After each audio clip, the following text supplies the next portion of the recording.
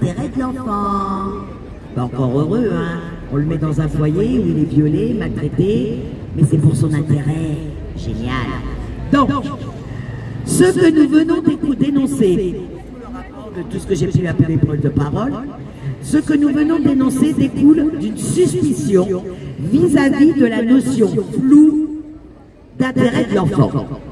En effet, si déterminer l'intérêt de l'enfant suppose souvent la subjectivité de celui qui prétend le déterminer, donc, si par exemple vous tombez sur le juge Bahaler qui mettait sa fille sur les réseaux pédocriminels pour faire violer sa fille, vous voyez l'intérêt de l'enfant, hein. Vous voyez un peu déjà où il penche sa balance, hein, dans l'intérêt de l'enfant. On voit déjà ces notions.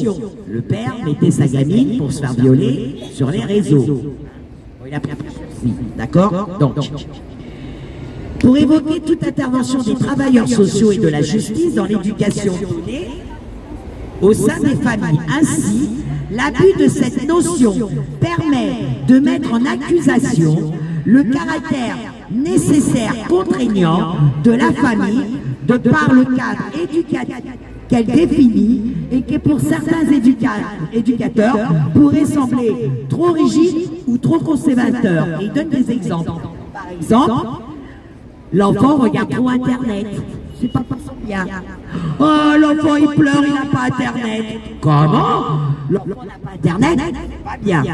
L'enfant ne sort pas assez. Oh, c'est pas bien. Vous devez Vous devez sortir votre enfant plus souvent. Comment? L'enfant, il sort tous les jours, il rentre à 20h. Comment ça? Mais il devrait être déjà couché à 20h. Donc vous voyez, c'est selon comment il se positionne.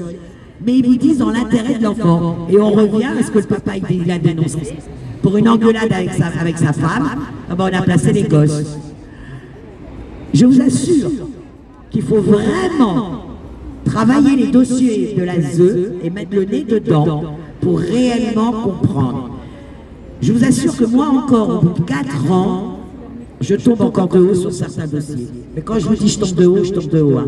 Par exemple, la mère de famille qui a subi des violences du père, donc tabassée par son père. Elle réussit enfin, de maltraitance, se séparer du père. Donc elle se sépare, elle divorce, elle reprend un appartement. Ben oui, difficulté avec 3-4 enfants, c'est pas évident.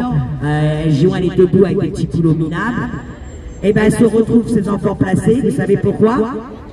Et bien parce qu'elle travaille trop. Elle travaille trop, donc elle n'est pas à la maison pour s'occuper de ses enfants. Il n'y a personne pour aller récupérer les enfants à 16h30 à la sortie d'école. Et ses enfants sont donc à la garderie.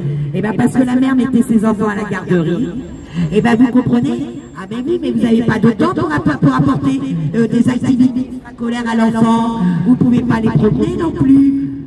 Alors attendez, d'un côté vous me dites que je dois être logé, je dois trouver un appartement, je dois me démerder pour payer mon loyer, je dois me démerder pour nourrir ma famille, mes gosses, mais parce que je travaille trop, parce que voilà, je n'ai pas de diplôme, donc quand on n'a pas de diplôme, on est au SMIC, donc on fait des travaux de merde, donc oui, effectivement, un SMIC de nos jours, ça ne suffit pas, donc on fait du boulot à côté, on fait des heures plus, on fait des nettoyages.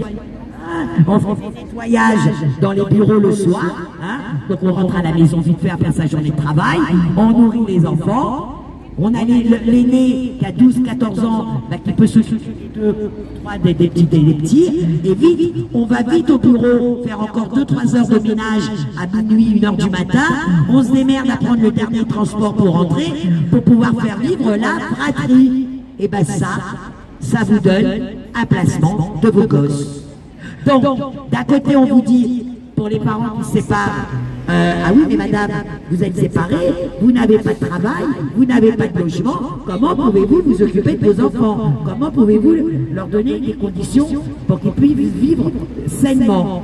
Ok, je le conçois, ok, je fais le nécessaire, je me trouve un travail, je me trouve un appartement, et là on vous dit, ah non mais attendez, vous travaillez trop, vous n'avez pas assez d'heures de liberté pour vous occuper de votre gamin. Mais allez vous faire voir, parce que la réalité aussi de tout ce personnel-là, les 3 quarts, là ils n'ont pas de gosses. Comment une femme qui n'a pas peut venir me donner des leçons pour l'éducation de son gamin. Ça aussi, hein, c'est un gros problème. Parce que je vous dis, les trois quarts n'ont pas de famille, n'ont pas de gosses. Et aussi, une chose qu'ils ont tous en commun pour les avoir côtoyés, c'est aussi une réalité. Oh là là, mais moi, vous les parents, je vous dis chapeau quand vous êtes face à eux. Hein. Ah, moi je vous dis les mecs hein, et mesdames, hein, chapeau, chapeau les parents. Hein. On peut leur dire chapeau, hein, parce que moi pour les avoir côtoyés aussi, parce que quand je suis face à eux, mais je n'ai qu'une envie, c'est de lui claquer sa face. Parce qu'ils ont en plus ce don d'avoir cette putain de voix mielleuse.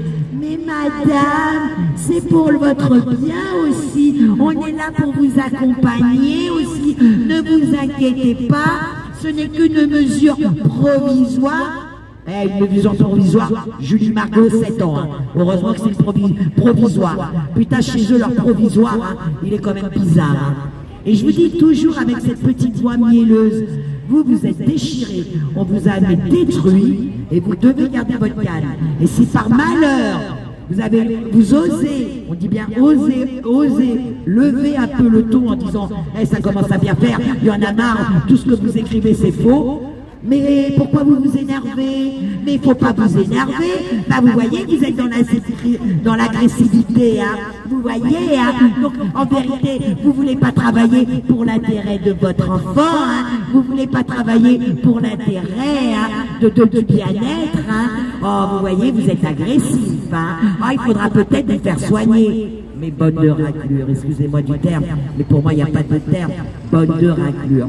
Vous êtes là en train de me détruire, vous êtes là en train de détruire mes enfants, et je dois encore être zen, je dois garder le sourire, et je dois dire oui, bien, ah, tout ce que vous avez écrit est faux, mais c'est pas grave, je le garde le sourire, et je suis d'accord avec vous, gardons tous le sourire. Mais je suis messagère. Donc voilà, je vous dis, hein, si réellement vous avez une intégrité intellectuelle, vous faites vos recherches et vous verrez la réalité de ce qu'est l'aide sociale à l'enfance. D'accord? C'est une mafia, c'est rien d'autre qu'une mafia, et ils sont là pour faire du business. C'est des chèques en blanc. C'est tout. Merci. Voilà, merci Nadia.